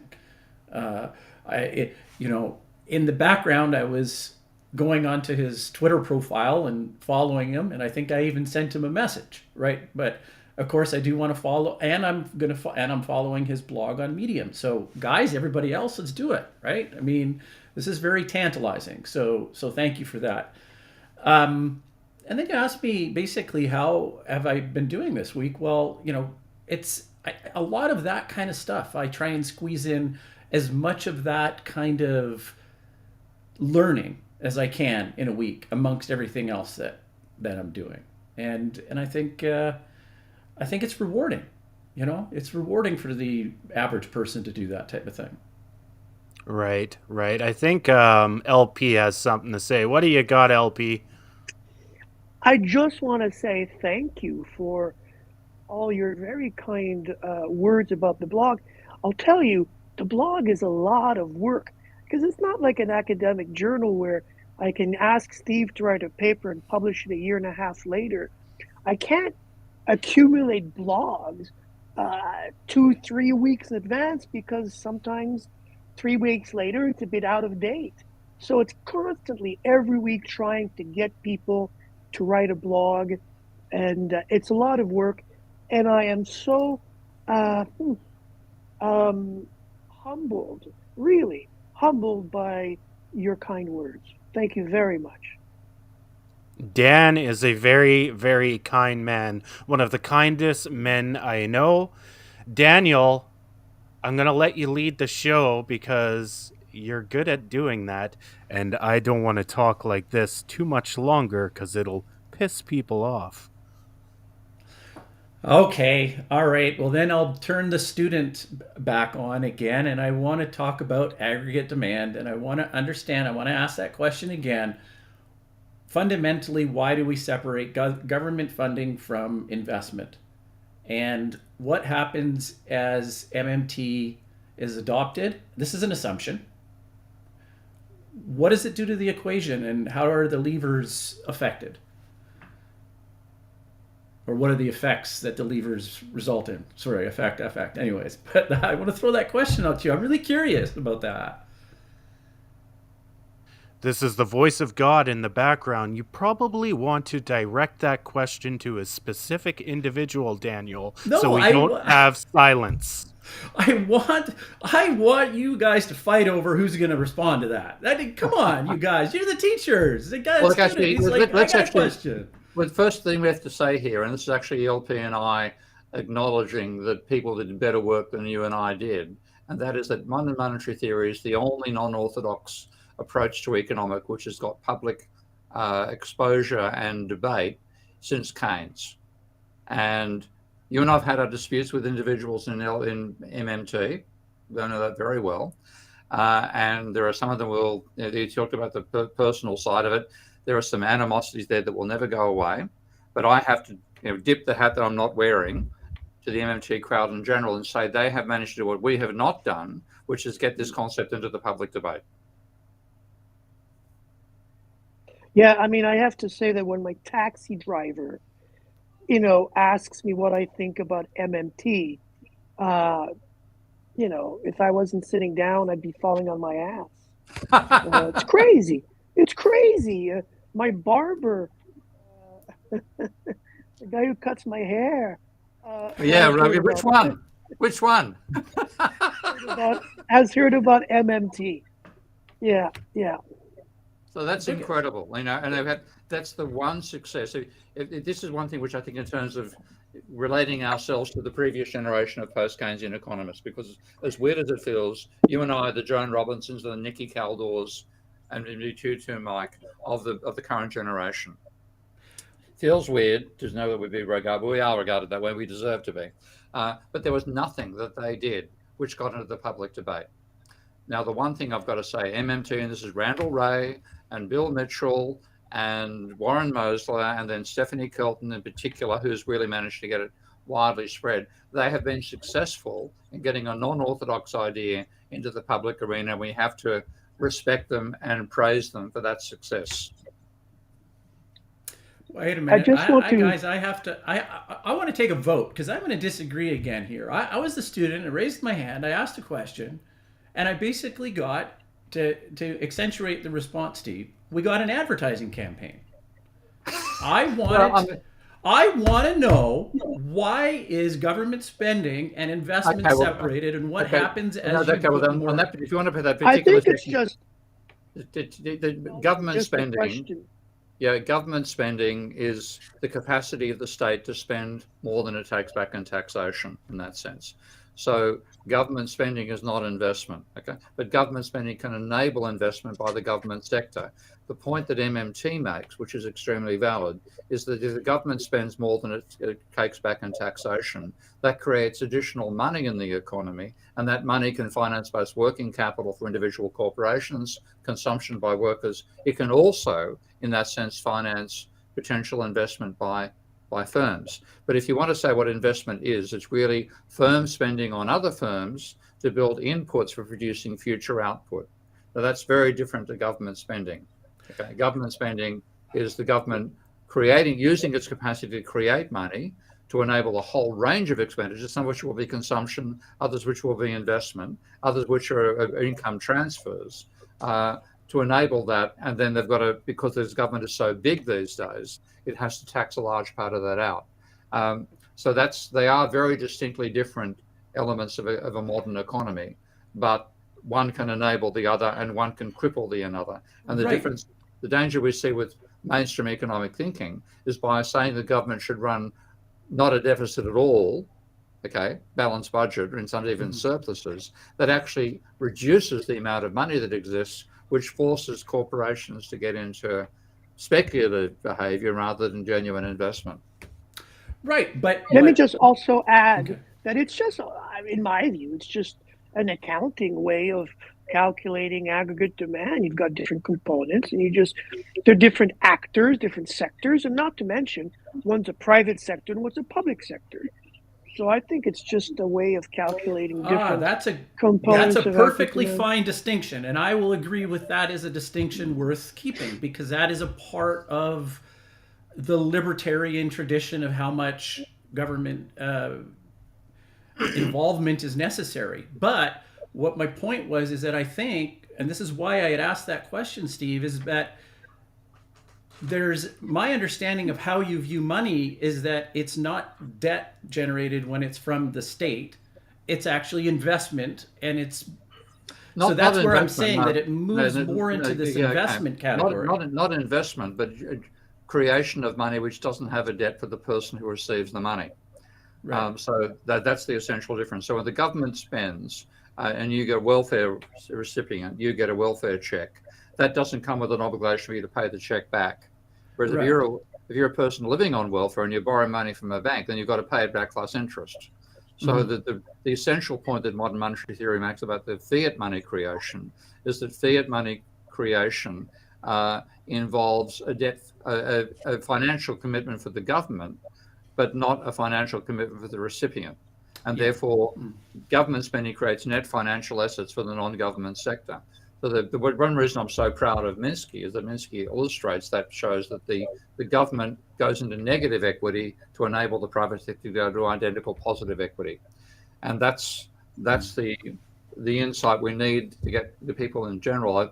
I think that actually is an improvement on what MMT argues, which is the government's deficit is the private sector's surplus. I'm showing the government sector's negative equity is the private sector's financial positive equity. And when you have positive equity, you don't panic and go to borrow money from a bank to speculate in rising asset prices. But if you're living in negative equity, that's what you'll do. And in fact, whenever the government follows neoclassical advice and tries to run a surplus, what it ends up doing is reducing the amount of money the private sector has, pushing the private sector towards negative equity, and the private sector response to that is, I'm going to buy some non-financial assets, houses and shares fundamentally, and gamble they're going to rise in price. We get caught in a speculative bubble. And that was what was the tragedy of the 19th century. So back to your question, can economics make things better? It's that realization that would actually improve our behavior. Once we realize the government enables us as individuals not to be in negative equity, then we'd say, okay, we'd like the government to create a certain amount of positive equity for ourselves to reduce our dependence upon the financial sector. When you look at the aggregate physical dynamics, this is work that my good friend Simon Maichow has done such brilliant work on. Can we maintain an aggregate human society with the level of exploitation of physical resources we're doing? The answer is categorically no. So if we had economics answering those sorts of questions, we'd have a decent economics. Instead, what we have is a cult which is based fundamentally got what I call, it's not neoclassical economics, it's Tolmake economics. It's got a vision of the economy which is plausible and absolutely wrong at the same time. And that's why economics has done such damage to the sustainability of human society, rather than improving it as you'd like it to do and I'd like it to do. I kind of want Mike, because Daniel asked a good question there. Mike, chime in. Well, I kind of agree with Louis-Philippe that, Simon Kuznets and Richard Stone defined GDP, Stone for the UK, Kuznets for the US, back in the day in the 40s or whatever. And, again, you get a path-dependent process. They define those categories, consumption, investment, et cetera, the way they define them. They were adopted, and now to try and change that is, forget about it. They get tweaked a little bit maybe, but the other way to think about it, even though let's say the GDP is flows in terms of stocks and flows, it comes out essentially quarterly, right? So it's kind of a snapshot in time, even though it's a flow. It's kind of a scoreboard, right? And so the real question is, if you're adopting a modern monetary theory perspective or some other theory, how does the scoreboard change then based on your actions following a particular theory? So I guess that's how I would think about, how does MMT change or find its way into the GDP, rather than saying, well, it's part of investment or not. That's just how it was defined long ago, and it stays with us. So since we're on the topic of MMT, what are the insights MMT offers? And this is outside of the sectorial kind of balance aspect. The government's deficit is the private sector's surplus. I don't even know if that's really an MMT insight. They've just been good at telegraphing it. But what are the really good insights that MMT, and when I say MMT, I'm talking about Warren Mosler, Bill Mitchell, Randall Wray, what are the groundbreaking insights they have provided to economics? And we'll go to LP for that. Thank you. I raised my hand because I see that I'm muted. Let me just say one thing from the start. I have a lot of admiration for MMTers and what they've done. Well, let's not forget that 90% of MMT is post-Keynesian economics that has been around for 50 years. So, whenever I hear people go, oh, MMT, I'm going, PKT, and not Piketty, but PKT, post-Keynesian economics. So, a lot of it is just ideas that have been sort of repackaged, and they've done a great job at repackaging. But I think that one of the things that, for me anyway, the main contribution of MMT is not at the theoretical level, but it is at the level of getting an essential message out that the state can be good. And I think it's a message that needs to be repeated, especially at a time like this. And, for me, that's the major contribution, was to get these ideas out on a massive scale. And for that, you got to give them kudos. Right. I agree. The messaging, and Steve said this a lot, right? The heterodoxes really struggled getting that message out to kind of overpower the mainstream. Not to say that MMT is by any means overpowering the mainstream, because that's not what's happening. We're still a very, very small kind of segment. So I have my problems with some of the vernacular in MMT, and I don't know if I'm getting that from the online community, and it's frustrating me, and it's not really an academic message. But from an aggregate perspective, I like MMT. I like stock flow consistent modeling, and maybe that goes back to Wynne Godley. And it's not MMT, and I don't know what I'm talking about. I'll ask Mike the question: what is MMT? What insights has MMT brought to economics? Mike, go ahead. Well, I think to economists and people who study economics, understanding mechanically how a fiat currency system works.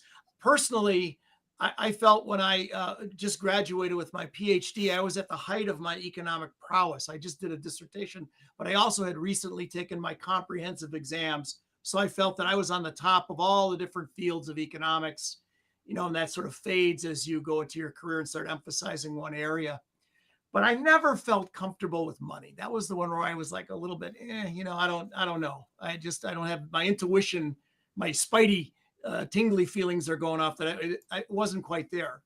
And it was only when I studied modern monetary theory that I begin to say, okay, I think I have an understanding about mechanically how the system works. Louis-Philippe is right. Modern monetary theory is not modern. It's been around for at least 100 years. And a lot of it is not theory. A lot of it is mechanically using double entry accounting. How does a central bank work? How does a commercial bank work? And what have you? And so it's like, that's hard to disagree with, So to an economist, students of economics, it brings that, I think that's the main thing. To the general public, I agree wholeheartedly with Louis-Philippe that, the reason we have macroeconomics, Keynes told us, the fallacy of composition. You make a logical fallacy if you say, well, it's good for you to save more and it's good for me to save more, but it's also good if everybody saves more. Well, if ceteris paribus, that's bad for the economy, right? Well, the same thing. You got to balance your budget at your house. I got to spend within my limits. My company does, my city does. The federal government of the United States or wherever you're at better do that as well. So we have debt ceilings and what have you. And I think modern monetary theory said, no, that's not, you're making a logical fallacy. You can deficit spend, not to infinity, and inflation is a problem, but, let's not freak out. Stop thinking of the government, the state, as like your house or your company or your city. They're a creator of the currency, not a user of the currency.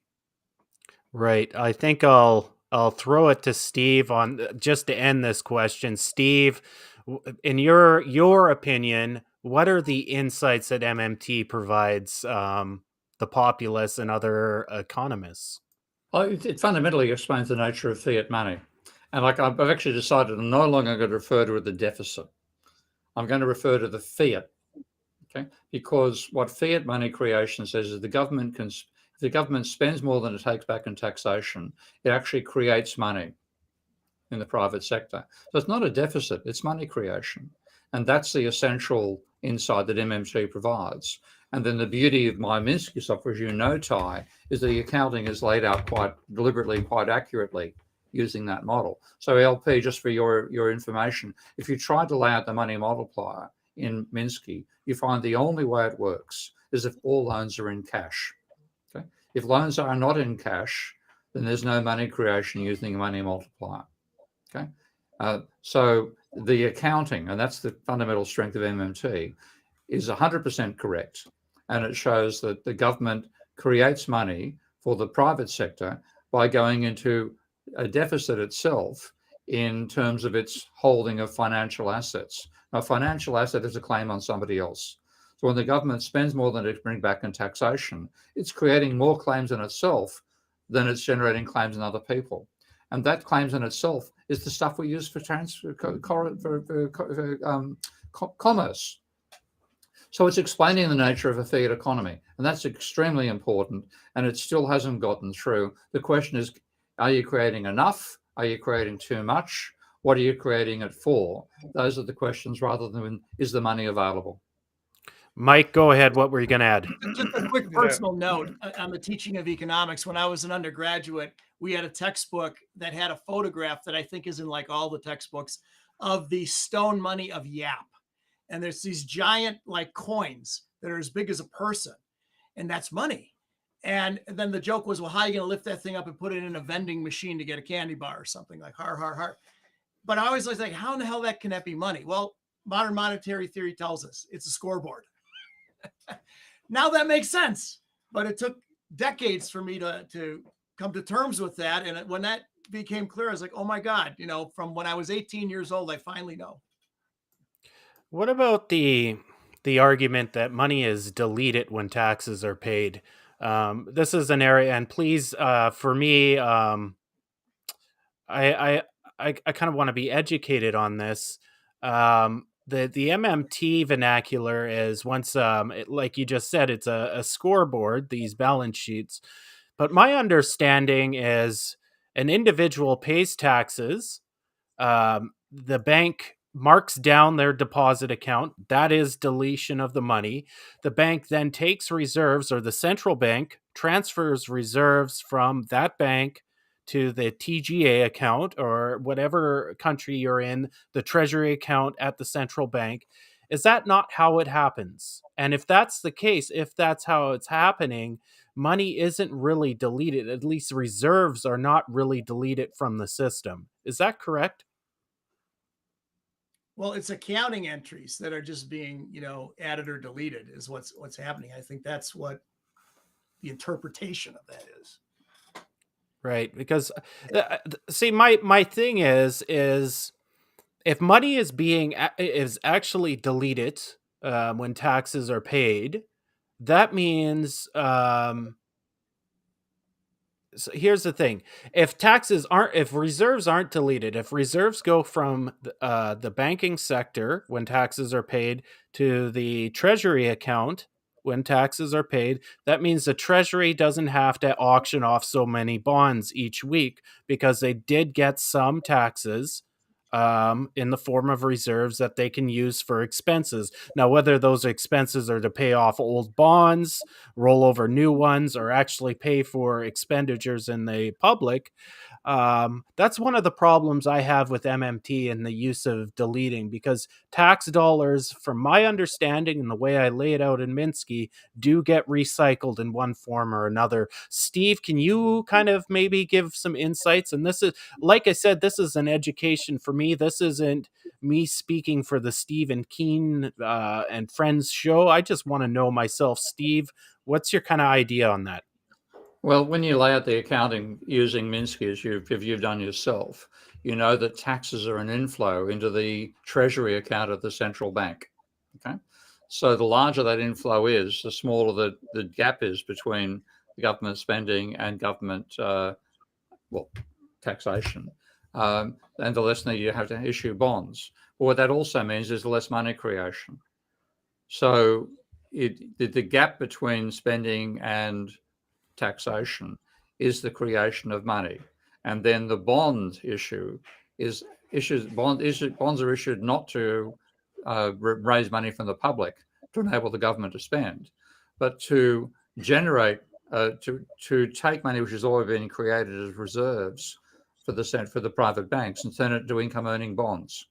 And that has been a major element of the actual growth of the financial sector over time, because we know the bond market is the largest market on the planet in terms of the sheer scale of transactions. And that's been a winning market for the banks ever since the Volcker inflation days, because with falling interest rates, you get rising bond values, which ends up turning into rising equity value of the private banks. What we're seeing now is the consequence of the people who run the central banks not understanding money. Like, there are some people in central banks who obviously do understand money, but the vast majority don't. And certainly the policymakers on the monetary, things like the OMC, or the Federal Open Monetary Policy Committee meeting, don't understand money either. They have ended up creating a chaos for the banks, because now with rising interest rates, you've got falling bond values and reducing the equity value of the banking sector and potentially pushing it into bankruptcy. So, taxes are a vital part of. What we also don't real part of. I'll finish here, mate. Is that taxation, government spending as a proportion of GDP was about 5% before the Second World War and the Great Depression. So back in those days, the taxation could come out of excise duty and things like that for the scale of the government. Now the government's 30% of GDP rather than 5% of GDP. Then you have to bring that money out of creation, and we do it using income tax. But income tax only came in during, was it the First World War, Mike, or the Second World War? I think it was There was the Second Like World War. 1913 or something. Yeah. Yeah. And what the income tax is a really nasty way to bring money, government money out of circulation. What we've ended up generating is a system which alienates people from the government, which is a very destructive element for a society, because you're alienating people from what unifies them and them being part of the same political structure.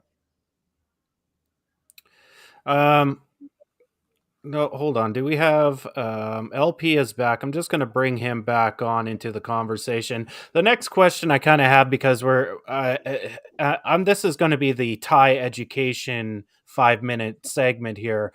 Is the bond market so large now that we have trapped ourselves from making any meaningful changes? And what I'm kind of driving at is, me and you have spoken yourself that maybe we should move to a system where bonds are auctioned directly to the central bank, and we can avoid this whole rigmarole where we have primary auctions to the private banking sector. Then the banking sector needs more reserves to buy new treasuries. So the central bank comes in and buys those assets. Why don't we just skip that? The problem is, if the central bank, and this is just me thinking, the central bank comes in and buys too many of those bonds, that is going to drive the price up. Or if they're not buying enough, that would drive the price down, raise interest rates. Oh, so confusing. My main question is, do you think the bond market is so large that we've put ourselves into a corner where we can't make meaningful changes to the system?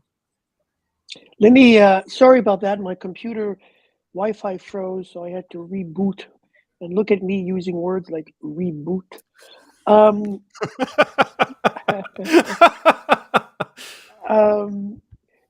think that, first of all, I just want to say central banks don't use reserves to buy bonds. Okay, I just want to say that out there. The second thing I want to say is, I think it's gotten so large that we just don't understand it anymore. It's not just bonds, but it's also there's a lot of financial derivatives and instruments, and that's gotten just overly complicated. I don't know what the solution is. I'd be interested to hear your thoughts on that. But, I've said this before, that,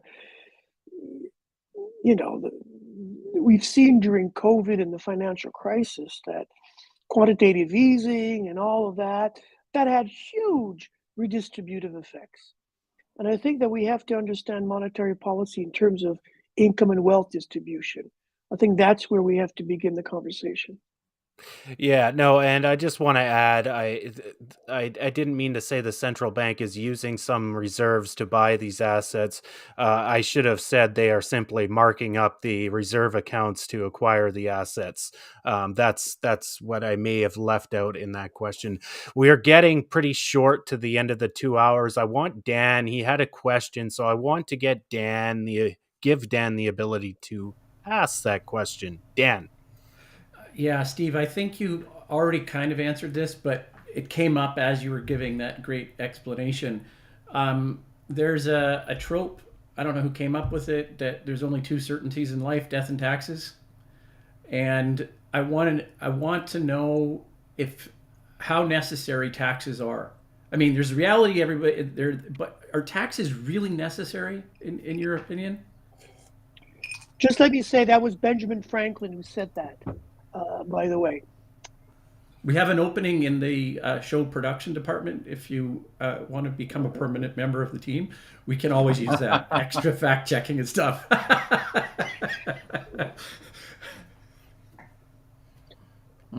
I'll let Mike.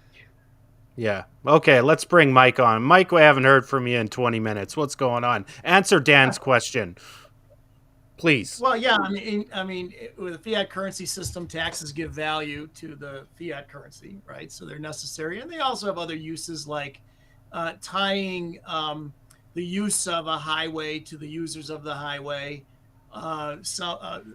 discouraging smoking and bad behaviors. I would have said alcohol consumption, but we got Steve here still. So, and some redistributive elements. There we are.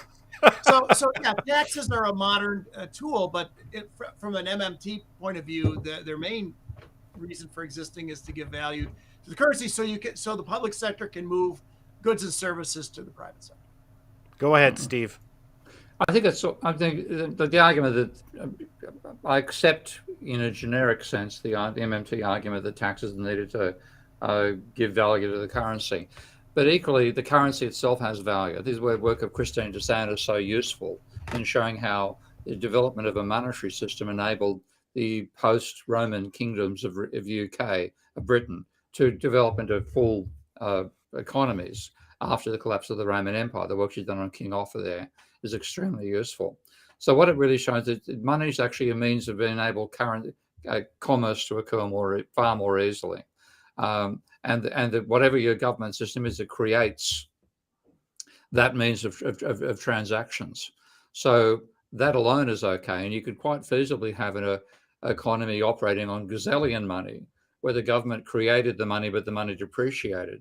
And therefore the depreciation itself would take it out of circulation. But the government providing a means of payment that everybody accepts in that society would be as effective as putting taxation on. And the negative, the point that I think politically MMT doesn't properly appreciate is nobody enjoys being taxed. Okay, you don't like to have money coming out of your bank account, and you try to minimize ways that's going to happen. That's a large part of the growth of the right wing, is the negativity about taxation. They never think about the positivity of government spending, or the physical resources the government creates. I live in Amsterdam, which is a brilliant example of the government creating physical assets for the rest of society to enjoy without them directly paying for them. So the bicycle paths and the bicycle parking and all this sort of jazz is generated by government spending. And we're great beneficiaries of that. You go to the States and you don't have parking lots, you have potholes. You have bridges that collapse. You have education systems that produce drug dealers, and so there's an incredible negativity to the focus upon taxation. But that's what people see. They don't see the spending, they do see the taxation. So I think there's an enormous benefit politically for a cohesive monetary society to find a way of taking money out of circulation that doesn't involve income tax. Go ahead, LP. Let me give my views on that.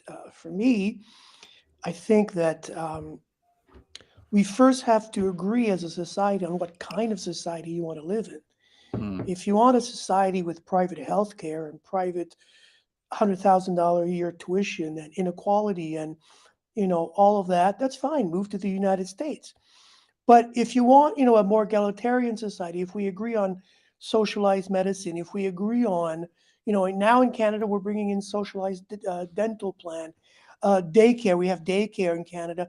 Let's agree on that kind of compassionate society, and then let's figure it out later on how to afford it or pay for it. And what we'll end up with at the end of the day is, we'll find out that, maybe we have to tax the rich richer, and maybe we've got to close some loopholes. Maybe we've got to, tax those intergenerational, So I don't want to focus on taxation. I want to focus on society and what kind of society we want to live in, and then figure it out after that. Beautiful stuff. We're getting to the top of the hour here, the second hour. I really like to thank Professor Rochon for spending the 2 hours with us. Very, very insightful man. Check out his blog. Let me put the link up for his blog right now. Let's see if I can find it. Check it out. And as I said, it's a very, very diverse blog. So diverse that some things I'm like, meh, and other things I'm like, oh, wow.